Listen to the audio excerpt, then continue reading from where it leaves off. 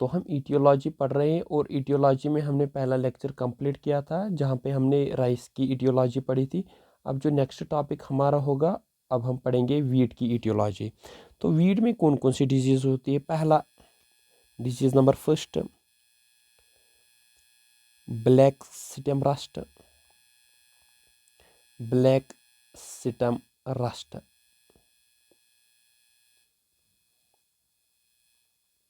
Black stem rust की बात की जाए, ये किसकी वजह से होता है? ये होता है पक्सिनिया ग्रैमिनिस ट्राइटिकी।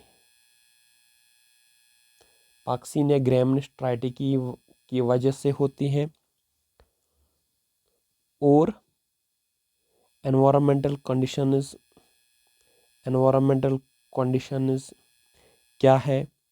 टेम्परेचर वार्म होना चाहिए 18 to 30 डिग्री सेल्सियस, और कुछ ड्यू पीरियड्स ताकि मॉइस्चर बना रहे, क्योंकि मॉइस्ट कंडीशन जो है, मॉइस्ट कंडीशंस, इसमें जो सुपोर बनता है दैट सुपोर इज कॉल्ड एज यूरिडोस्पोर।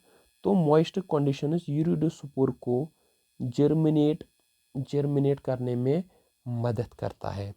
और इसमें एक और चीज़ है, इसका एक होस्ट होता है, अल्टरनेट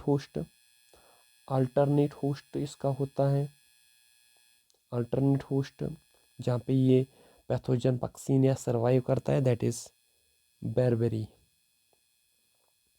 बेरबेरी होता है अल्टरनेट होस्ट इसका। सोर्स कहाँ से है? इनोक्यूलम कहाँ से होता है? इन्फेक्शन कहाँ से आता है? सोर्स ऑफ इनोक्यूलम, ये विंडबॉर्न है, विंड से। जैसे अल्टरनेट होस्ट इसका है बर्बरी। अगर आप वीट को ट्रीट भी करोगे लेकिन बर्बरी आसपास है, तब भी ये डिजीज़ हो सकती है, या जो इन्फेक्टेड पार्ट्स ऑलरेडी होंगे उसकी वजह से भी ये हो सकता है। तो कंट्रोल की बात करें, इसको कंट्रोल कैसे कर सकते हैं? कल्चरल मेथड की बात करेंगे पहले। कल्चरल मेथड, इसका जो अल्टरनेट होस्ट है बेरबेरी को हम रिमूव करेंगे, इसका अल्टरनेट होस्ट ही रिमूव करेंगे जो आसपास होता है। इसके अलावा जो रेजिस्टेंट वैरायटीज़ होती है, रेजिस्टेंट वैरायटीज़ होती हैं, जैसे PBW550 रेजिस्टेंट वैरायटीज़ है, या HD2967 ये भी है, ये कुछ हम यूज़ कर सकते हैं। या इसके अलावा क्रॉप रोटेशन का आप यूज़ कर सकते हो। क्रॉप रोटेशन जहाँ पे हम डिफरेंट क्रॉप्स को, पहले सीज़न में एक क्रॉप को, उसके बाद दूसरे सीज़न में दूसरे क्रॉप को, फिर तीसरे सीज़न में तीसरे क्रॉप को, जिसकी वजह से ये पैथोजन सर्वाइव ही नहीं कर पाता है क्योंकि इसको अपना होस्ट नहीं मिलता है। नेक्स्ट जो है दैट इज़ केमिकल मेथड। कौन सा केमिकल हम यूज़ कर सकते हैं? केमिकल मेथड की बात की जाए, इसमें प्रोपिकोनाज़ोल है, या टिबिकोनाज़ोल जिसको हम बोलते हैं, टिबिकोनाज़ोल, और एक है टिबिकोनाज़ोल, इसका भी यूज़ कर सकते हैं। और ये कब यूज़ करना है? अर्ली स्टेज जब इन्फेक्शन का होगा तब यूज़ करना है। जब इन्फेक्शन ज़्यादा होगा फिर ये चीज़ें भी उतनी कारगर नहीं रहती है। नेक्स्ट डिजीज जो इसकी है वीट की, that is bunt of wheat. Bunt of wheat, ये बंट ऑफ वीट होता कैसे है, किसकी वजह से होते हैं? तो ये टीलिशिया स्पीशीज़ की वजह से होता है। टीलिशिया स्पीशीज़ जो है उसकी वजह से होता है। और ये टीलिशिया स्पीशीज़ क्या करते हैं, यहाँ पे स्पोर जो है उनको बोलते हैं हम क्लामाइडोस्पोर्स। क्लामाइडोस्पोर्स, तो जो इन्फेक्ट करते, ये क्लामाइडोस्पोर्स किनको इन्फेक्ट करते हैं? जो जर्मिनेटिंग सीड्स होती है, जर्मिनेटिंग सीड्स जो होती है उनको इन्फेक्ट करती है। एनवायरमेंटल कंडीशंस क्या है इसके लिए? तो कूल के साथ साथ मॉइस्ट सॉइल होनी चाहिए, तो ये इन्फेक्ट करता है मेनली 5 से 15 डिग्री सेल्सियस इसको फेवर करती है। और सोर्स ऑफ इनोक्यूलम क्या है, इन्फेक्शन का सोर्स कहाँ से है, ये सॉइल बॉर्न है। सॉइल में अगर प्रेजेंट होगी तो हो सकती है सॉइल बॉर्न है। अगर सीड में प्रेजेंट है तो सीड की वजह से भी ये हो सकती है, क्योंकि अगर इसके स्पोर, जिन स्पोर्स को हम बोलते हैं क्लामाइडो स्पोर्स, चाहे सॉइल के अंदर होंगे या सीड के अंदर होंगे, ये डिजीज कर सकते हैं। तो इसको कंट्रोल कैसे कर सकते हैं, कंट्रोल में पहला मेथड कल्चरल मेथड। तो सिंपली हर एक में use of disease free seeds. तो क्योंकि ये सीड बॉर्न है, डिजीज फ्री सीड्स का हम यूज़ करेंगे, डिजीज फ्री सीड्स। और उसके साथ साथ रेजिस्टेंट वेराइटीज़ का यूज़ करेंगे, रेजिस्टेंट वेराइटीज़ का यूज़ करेंगे। और अवॉइड करेंगे, continuously avoid weed, avoid wheat cropping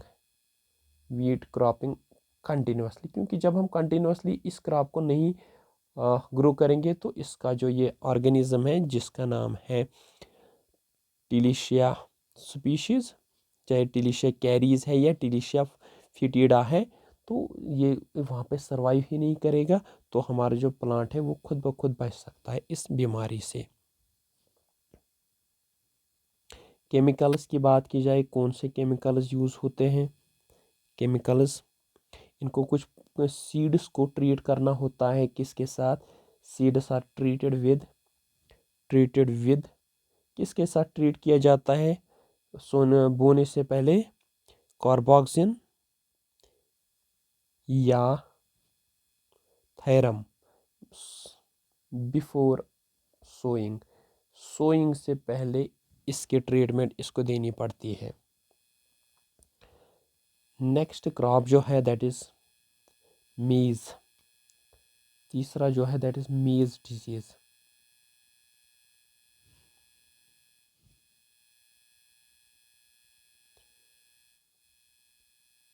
मीज डिजीज, मीज में जो पहली डिजीज है दैट इज लीफ ब्लाइट। और ये लीफ ब्लाइट होती किसकी वजह से है, पैथोजन कौन है, एक्सरोहिलम टर्किकम, एक्सरोहिलम टर्किकम, ये पैथोजन का नाम है। ये प्रोड्यूस क्या करता है, ये बड़े बड़े लॉन्ग कोनिडिया, और ये कोनिडिया क्या होते हैं, एक तो लॉन्ग होते हैं, उसके साथ साथ मल्टी सेल्यूलर भी होते हैं, जो लीव्स को पेनिट्रेट करते हैं, जो लीव्स को पेनिट्रेट करते हैं, पेनिट्रेट, क्योंकि लीव्स के अंदर जो सिटोमेटा होते हैं, सिटोमेटा को ये इजीली पेनिट्रेट कर पाते हैं और एंट्री लेते हैं अंदर। नेक्स्ट एनवायरमेंटल कंडीशंस जो इसको फेवर करती है, वार्म क्लाइमेट होना चाहिए, temperature between 20 to 30 degree Celsius, humid conditions होनी चाहिए, ह्यूमिड कंडीशंस। और लीफ वेटनेस, लीफ कितनी देर तक वेट रहना चाहिए, 6 to 18 आवर्स, तब ये बीमारी जल्दी से फैल जाती है। एग्रोनॉमिक फैक्टर्स कौन कौन से हैं जो इसको फेवर करते हैं इस डिजीज़ को, एग्रोनॉमिक फैक्टर्स, क्योंकि ड्रेनेज का मसला है, पुअर फील्ड ड्रेनेज, पानी ज़्यादा रहेगा, मॉइस्चर ज़्यादा रहेगा, डिजीज़ ज़्यादा हो सकती है। प्लांटिंग डेंसिटी ज़्यादा अगर है, प्लांटिंग डेंसिटी अगर डेंस प्लांट ज़्यादा है तब भी ये डिजीज़ हो सकती है। इसके अलावा इन्फेक्टेड क्रॉप डेब्रीज, अगर क्रॉप्स में ऑलरेडी इन्फेक्शन था तो वहाँ पे उसकी डेब्रीज पाई गई तो तब भी हो सकता है, क्योंकि ये इन्फेक्शन इसी में रहता है, चाहे इसके पत्ते होंगे जो पुराने इन्फेक्टेड वाले प्लांट्स होंगे उसकी वजह से। कंट्रोल की बात करेंगे, कल्चरल मेथड पहला, रेजिस्टेंट वैरायटीज़ का यूज़ करना है, रेजिस्टेंट वैरायटीज़ का यूज़ करना है, जैसे HQPM1, या रोटेशन करनी है, रोटेट मेज़ को रोटेट करना है, क्योंकि मेज़ को अटैक होता है, ऐसे नॉन होस्ट क्रॉप्स जिनको आप बोलोगे नॉन होस्ट क्रॉप्स जिनको ये पैथोजन अटैक नहीं करेगा, और नॉन होस्ट क्रॉप्स जैसे लिग्यूमस को ये अटैक नहीं कर पाते हैं। और उसके अलावा जो भी इन्फेक्टेड वाले हैं उनको डिस्ट्रॉय करना है, डिस्ट्रॉय इन्फेक्टेड डेब्रीज, इनको सीधे डिस्ट्रॉय करना है ताकि जो इन्फेक्शन है वो फिर से पनप ना पाए। जहाँ तक केमिकल्स की बात है, कौन सा केमिकल यूज़ कर सकते हैं इसके अंदर, मैनकोजिब का यूज़ कर सकते हैं या